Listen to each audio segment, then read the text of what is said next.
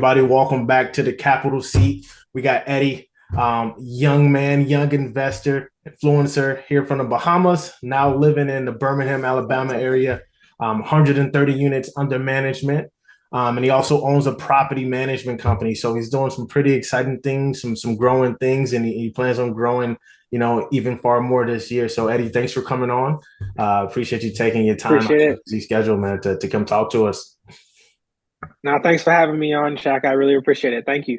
Yeah, man. So let's jump into it, Eddie. Give the people a little bit of spiel about your background. Where you come from, where Yeah, you are now, and where you're going. yeah, absolutely. So, I'm originally from Nassau, Bahamas.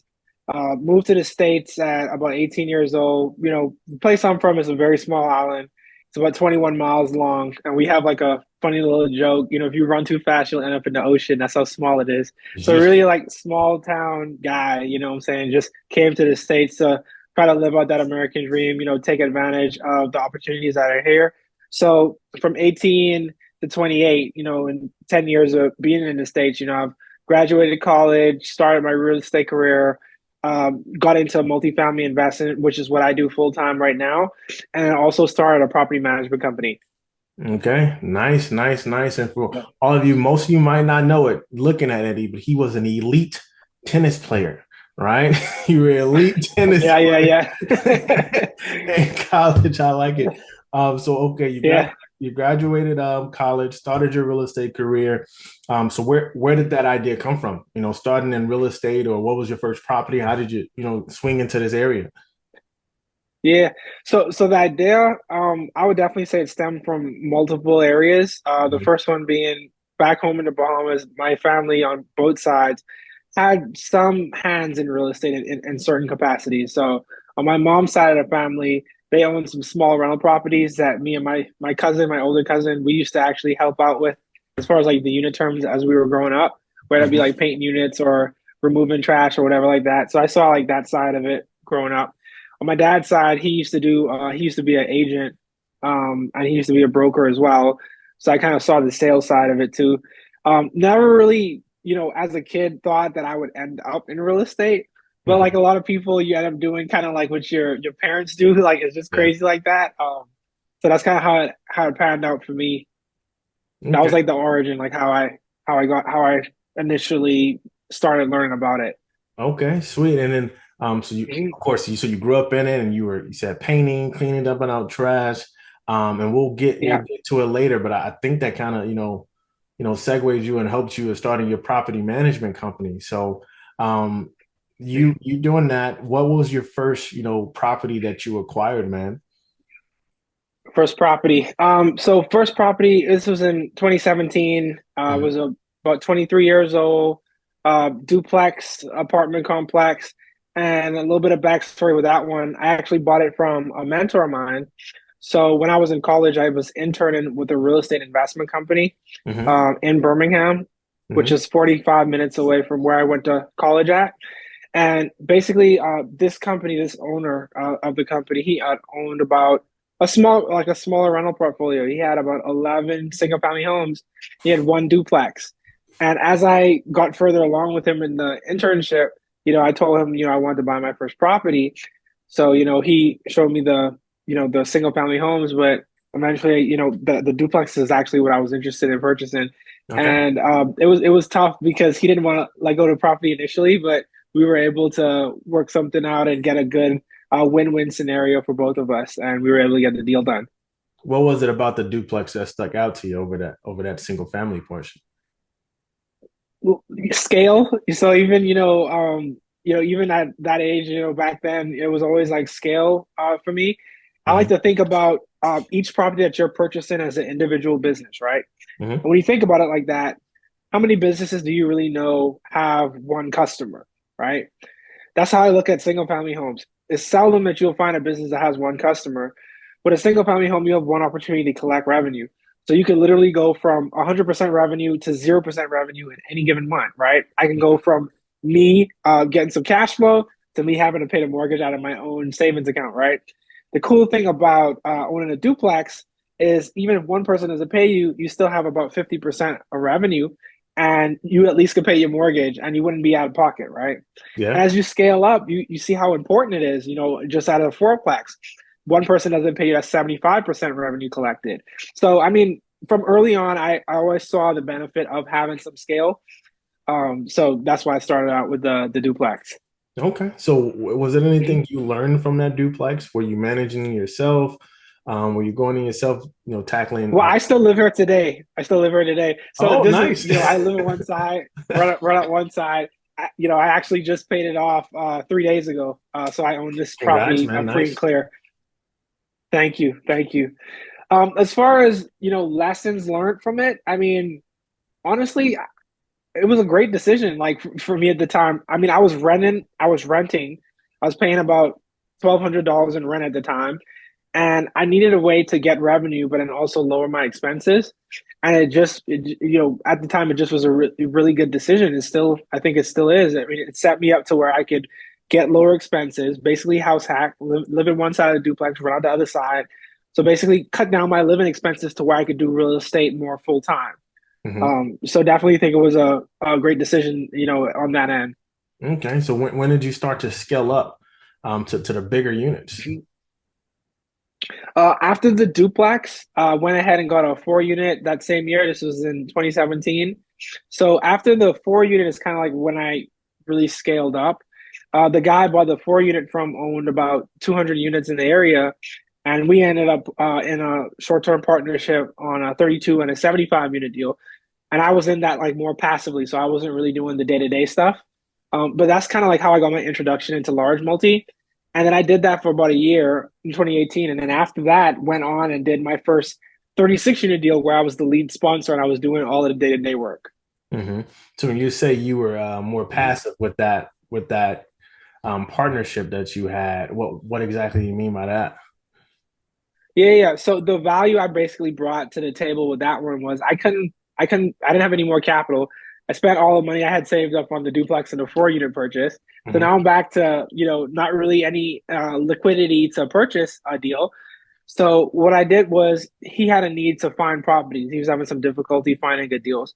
So what I did was I went out, found a deal, got it on the contract, and partnered up with him, got a small amount of the ownership of the deal in sweat equity, and then basically took like a passenger seat on it. So I wasn't really Yeah. doing the day-to-day stuff, but I was able to find that deal, source the deal, get it on the contract, and then help out where needed during the whole period. Those two deals only lasted about 8 months, and then I wanted to get bought out so I could go out and do my own thing. Okay. So were you a part of the Mhm. journey? I know you said you was taking a back seat, but were you learning how to sort of manage and handle those 36 or that 75 unit while you were, passive into it? Not really, to be honest. No, I mean, not really. That's what led me to going out and wanting to do the 36 unit on my own because I was like, listen, trying to do this thing full time, not really learning anything. I mean, it's great to say, okay, I own 100 something units, but I kind of wanted to go and blaze my own trail. So that led me to asking to be bought out, and then eventually partner with my mom and my aunt. We bought a 36 unit apartment complex. Okay. Nice, nice, nice. Now is Yeah. that one of them that you manage yourself? How did the property management company come into play? Well, great question. So initially, when I purchased that property, we did a third party management company, and 2020 hit, right? COVID Mhm. hit, and everything was shut down. And we had about like 8 units, eight units that was fully renovated, and they were lease ready that weren't being showed because the third party management company's office was closed. So here I am as operator. I'm like, listen, I get the COVID thing, but I still have units I have to fill because I have a mortgage payment each month, right? Mhm. So I went out and showed the units myself, and I was able to fill out applications and get people in about 4 vacant units that we had, right? And then I had a light bulb moment because I had already been working on and like operating and managing my smaller deals myself, the duplex and the 4 unit. I Mhm. was handling all of the rent collection, accounting, all that kind of stuff. So I was like, okay, well, what's stopping me from doing it on this 36 unit? Yeah. I'm paying this company, but I'm the one showing units.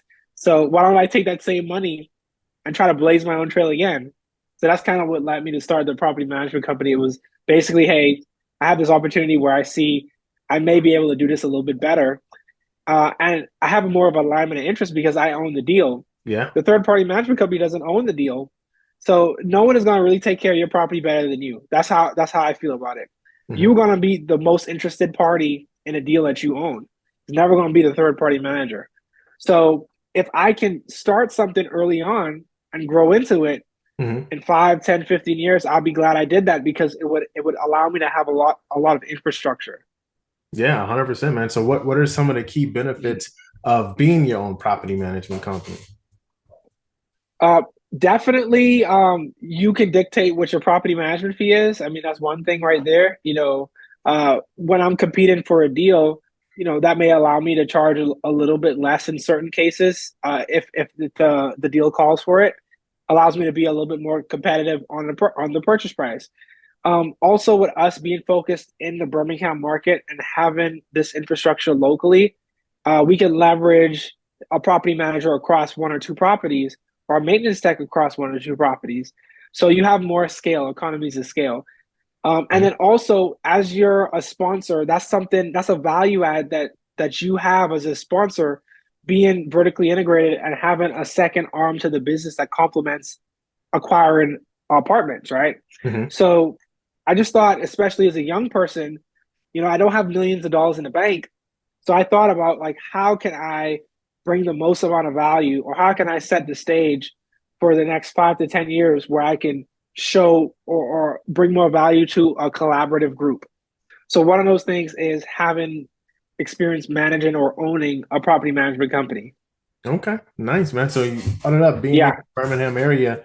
Tell us a little bit about the Alabama market, man. Why did you decide to? I know you live there. Why you decide to really take Yeah. over and really own that area?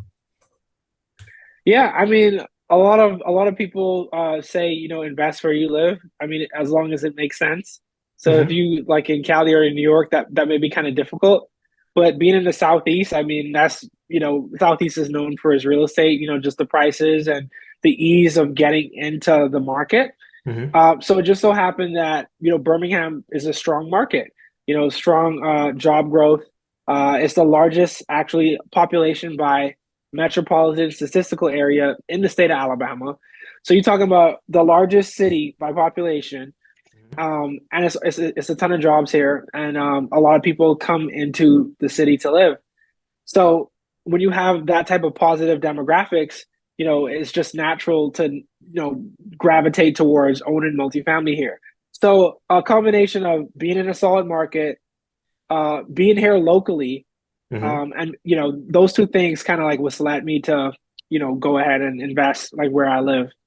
Okay, awesome, dude. Awesome. Yeah, I want to touch base on this, right? So, talking to a new investor, right? Someone, let's say they're listening and they're about to graduate college, right? Sort of taking that yeah, avenue that you took. What would you say are some key steps that a new person can learn fresh out of yeah, college that would help them scale and propel into this industry? yeah, absolutely. So I would definitely say finding a way to add value as early as possible. And value isn't always money. Value is, a skill or something that you could bring to the table to help someone, that may be super busy, right? So for me, it was internships, right? That was a huge thing. You don't really hear about that a lot, but I mean, that's what kind of propelled me into the real estate game. So if you can, in college or fresh out of college, try to find like a real estate investment company, some place that's where you're trying to be in the next couple of years that you can kind of like hop into and learn from.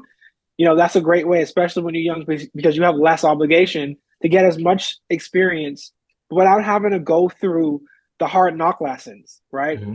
So if you're tying in and working with a company that's already been there and has done that and is further along, you'll be able to mitigate your chances of making mistakes because they Yeah. can tell you, hey, don't do that, right? So that may be 6 months, that may be 8 months, that may be 12 months of you doing this, but it's going to give you the confidence to where you're going to say, hey, I put in that legwork and I have the relationships and the experience now to where I feel comfortable doing it on my own. So I would definitely say, education, networking, and also if you can, like internships is really a good thing to focus on, as a young person. Okay. Okay. And let's say this, what Mhm. if they have a question of, okay, all the things you just said, a combination of all, what would you say if are one of the is the most important thing as far as being able to get yourself out there and starting to get done? I think mentorship slash interning is probably, yeah, I'll put that at the top of the list. Just because, okay, I skateboard. I'm just going deviating right now. I Mhm. skateboard, right? It's easier to learn from watching other people do tricks than trying to watch a YouTube video on how to do a trick, right? Mhm. So it's just like, just bring that to the real estate game. It's easier for you to learn if someone is holding your hand versus you trying to learn from reading a book.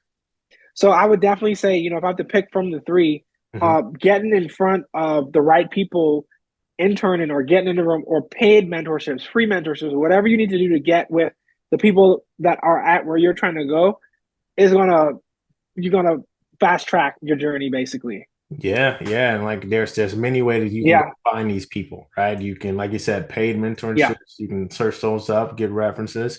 You can join, hmm real estate groups on social media platforms. You can go out yeah, to actual networking events, getting to know people.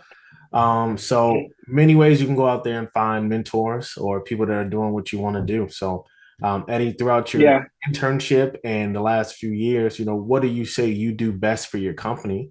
And if you didn't do it, it would probably crumble. What I do best for the company, I guess, as a CEO or president, um, your focus is on the business like growth, right? Business growth. I think for me, I'm not the best day to day person.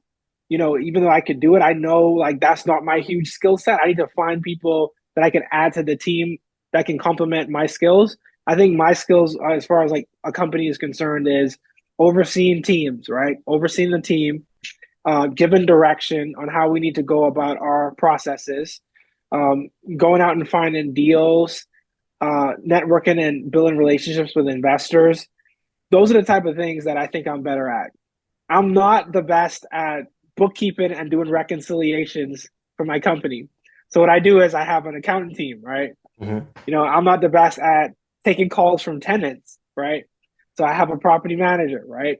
So, you can understand how these things work, but typically you can't work in and on the business at the same time. It's impossible, right? Yeah, So if you're that person that is, the head of your team or your business, your focus should be on growth, development, and systems, and overseeing the team, not really putting in accounts receivable or accounts payable. You need to outsource that to someone so you can focus on taking the business to the next level and continue to grow it out.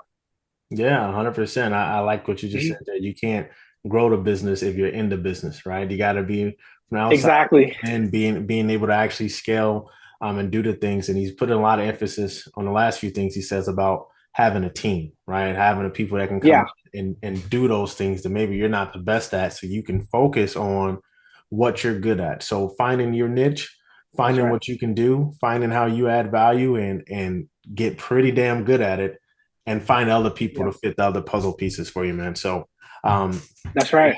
I see and we spoke a little bit about this before, but I see you all over social media, YouTube, LinkedIn, Yep.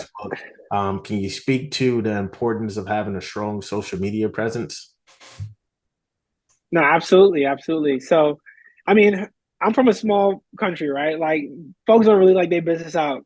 So it's just like for me being a social media person, I'm out of my comfort zone, right? Yeah. So I would definitely say like you have to think about social media as the new commercial, basically. Okay. 20 years, 30 years ago, everything was on TV or everything was in newspapers. Now everything is on social media. But the thing is, social media is a free vehicle.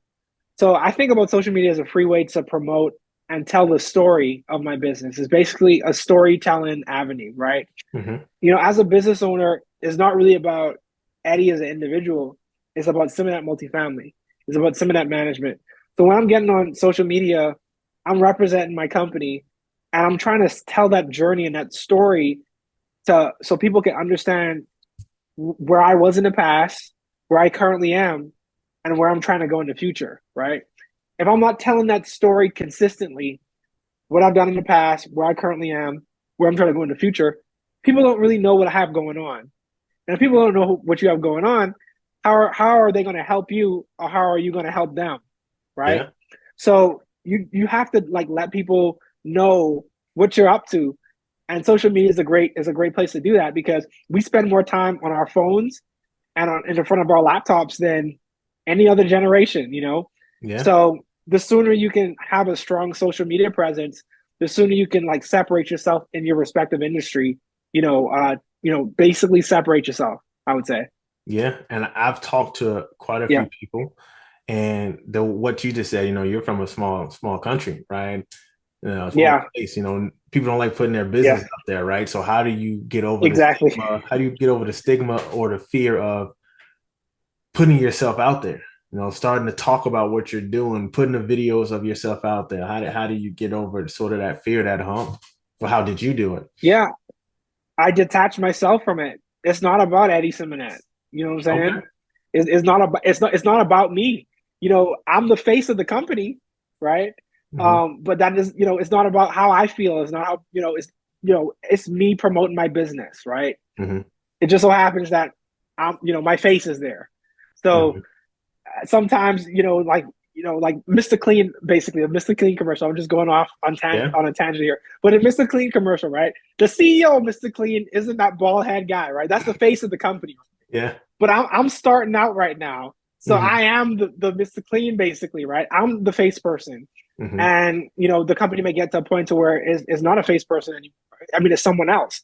But for right now, that's me. So I don't take it personal. I don't try to like, oh, okay, I wonder how people are gonna feel about me. No, I have to promote my business. It's not an option. You have to do it. If you don't get with the social media thing, like you're gonna be left in the dust. So you have to participate and you have to tell your story in order to compete in today's marketplace. Yeah, 100%. Grow yourself to the point where you can get your own, shiny head, bald, buff man. Yeah, yeah, exactly. Where you can get your own Exactly. Mr. Clean. All right, man. That's right. So throughout these years, you started, you graduated college. What if any, some mistakes that you've made along the way that a new investor can learn from, or that you especially learned from, that hey, I'm definitely not going that route again. You know, the first thing that comes to mind as far as like mistakes is analysis paralysis. I wasted about like my first year. I could have gotten a couple of deals done, I feel like, but I just felt like I had to know everything 100%. And Hmm. a lot of people that's just getting started, that's how a lot of people feel. I have to know every single intricate detail of how this thing works, right? But here's the thing with real estate, it's an investment. It's always a level of inherent risk, right? You're Hmm. never going to be 100% risk free. And you need to understand it as early as possible. Your job through due diligence and education and mentorship is to try to get as close to 100% as possible, but it's never going to be 100%. So typically when I'm doing a deal, I may know 90% of it, 92, 94% comfortable to move forward, but it's never 100. So just understanding that, hey, nothing is ever going to be perfect. You just have to be comfortable enough to move forward. Yeah, 100%. I like that. I like that, Mm-hmm, right? It's an inherent risk mm-hmm, in everything that you do, especially in real estate. So, you're right. There mm-hmm, are a lot of people that sit on a porch for years, reading books, listening to podcasts. And just like you said mm-hmm. earlier, right? You learn more from jumping out there and having someone hold your hand than you do from That's right. sitting back and reading books. You just got to go do it, and you'll learn what's going on. Yeah, So, we yeah, touched base on it a little bit earlier. I want to say congrats again. You recently just closed on a deal. So yeah. tell me a little bit how or if the recent changes in interest rates affected any deals or any strategies you have going on moving forward.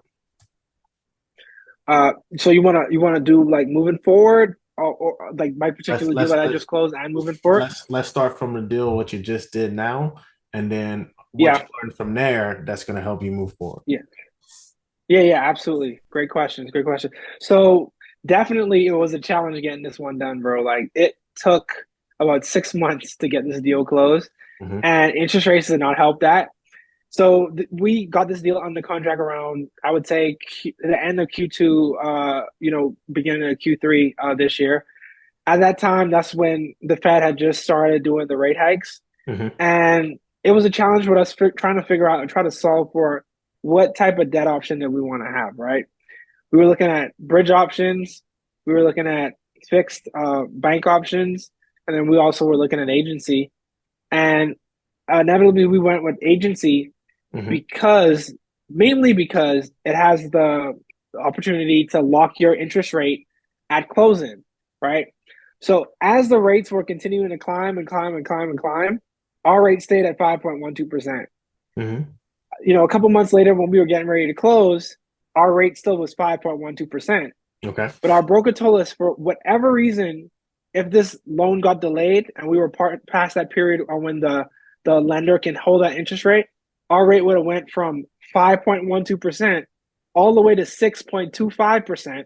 That's Man. over 100 basis points, just because of how much rates went up.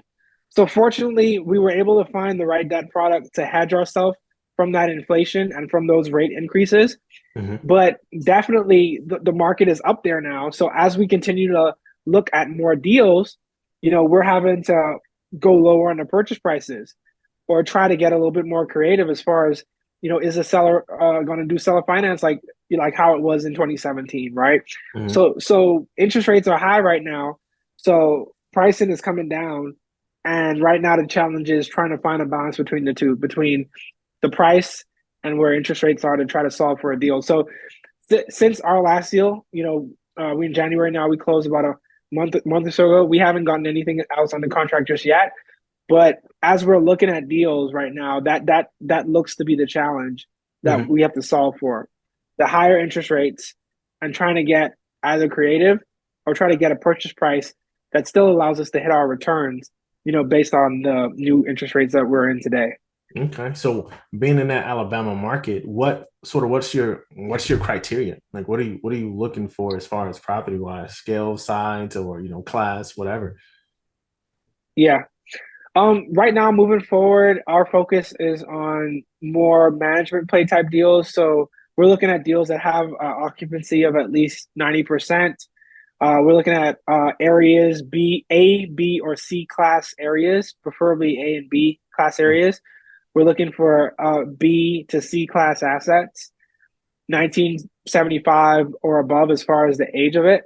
Hmm. But basically, we're looking for like more management plays. We're looking to get inside projects where we don't have to do a bunch of heavy lifting. We don't have to do a gut job because those typically take longer. We're looking at opportunities where the rent on the property is about $200 or $300 below what the market rents are, and we could come in as operators, renovate the units, and capture on that rent delta. Hmm. So those are the type of deals that we're looking for. May have a little bit of deferred maintenance, but stabilized occupancy where we can get solid debt day one. And typically these properties are at least cash flowing a little bit day one. Okay. So that's mainly the focus. As far as like costs, I would say anywhere between 6 million to 45 million right now is what we're looking to pay per deal. So that's anywhere from in my market, a 60, 70 unit deal, all the way up to about 200, 220, 250 units. That's kind of like our buy box right now. Yeah, Okay. Sweet, sweet, man. So, two questions for you based off that. So, tell me, yeah. man, you know what what can you see your end goal being, and then what does that mean to you? Okay. So right now we're at 130 units. I have like a shorter term goal, not shorter term, a 5 year goal of 1,000 units. After 1,000, I want to get to five. Hmm. After five, I want to get to 10. So it's almost like, if you ever see like a horse with a carrot like dangling in front of it, that's kind of like how I feel. Like I don't ever feel like I'm gonna be done. I always feel like I'm gonna be chasing something. Hmm. Um, but by getting these units, and getting this passive income, what it's doing is number one, setting up a legacy for my family, for my last name, uh, basically putting, the next generation in a better position to start out with. And then also like allowing more freedom of your time. No one can fire me, right?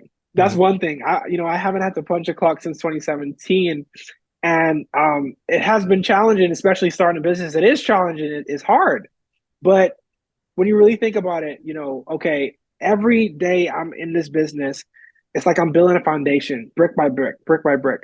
And no one can blow that house down. No one can hit that. No one can take that away from you, right? Mm-hmm. So every day that you're growing, you're setting yourself up, your future self up for success. So that's definitely, some takeaways that I have with that. So I don't really have like uh, I have audacious goals. I don't really have like a hey, at 20,000 units, I'm gonna be done. And I feel like I'm gonna always be doing this, Mm-hmm. in some capacity. So for me, it ain't really the unit count. It's more, the I like the hustle part of it, man. I like, what it like the process to get to 1,000 units is more exciting to me than owning 1,000 units. Yeah. The process to get into 5,000 units is more exciting to me than own like having 5,000 units. But the Yeah. byproduct of owning that real estate is freedom, cash flow. You have more of those things, right? No, you work for yourself. You're independent. No one can really take those things away from you. That's the byproduct. But my excitement is in the journey and getting to that stage, getting to that point. Yeah, I like it. And speaking of the journey, you guys, you can see Eddie's journey all on his YouTube page, right? As he already talked about, he Yeah, wants to show you how he started, what's going on now, and where he's going, right? So that's a very yeah, big thing. So, Eddie, how can you add value to other people, right? If someone was to reach out to yeah. you and needed help or Mhm. guidance, maybe even wanted to, partner up with you or invest with you, how can you add value to those Mhm. people? Definitely. I have a Calendly link where I do like free consultations. It's like a 30-minute call. And definitely that's something that's available to anyone. If you're interested, you can hop on a call with me and we could talk and I could try to map out or try to help you navigate like what that starting point looks like for you. Or if you're, stuck in a rut, maybe from my experience I can offer some value there. I also have like Shaka said, I have like a lot of free videos on YouTube. So I have been documenting my journey. I have been putting out content there to share with other people, how I was able to get my first deal, how to structure a deal using creative finance, and how I was able to own a 36 unit apartment at 25 years old. I have a bunch of videos like that on my YouTube. It's free. You can check that out. It's hours and hours of content that you can learn from. So I definitely say reaching out to me. I'm sure Shaka is going to share my contact information. And then also I have a Calendly link where you could schedule a one-on-one call with me if you need any direction. I'm more than happy to do that. Okay, sweet man. I'll put that calendar link in the description below. So Eddie, before we Okay. finish off, got a non-real estate related question, just a little fun question here, All man. right. So All um right. so man, would you rather, lose your left leg or your right arm? Right arm, because I'm left-handed. That was an easy choice. He said, Yeah. I don't. So you don't need the right arm at all. That's not going to affect your day Hey, to day. hey, I prefer to have my two legs and my left hand. I'll be all right. Right. Okay. Sweet. Eddie. Well, hey, I appreciate you coming on today, man. Definitely a pleasure talking to you. Learned some a lot of tidbits. I hope everyone else has too. You can catch us next time. I'll have Eddie's again his information listed below. Feel free to reach out to him, talk to him, connect with him. I'm gonna love that. So again, Eddie, thanks for coming on, man. I appreciate you. Thank you, Shaq. Appreciate it. Thanks for having me on.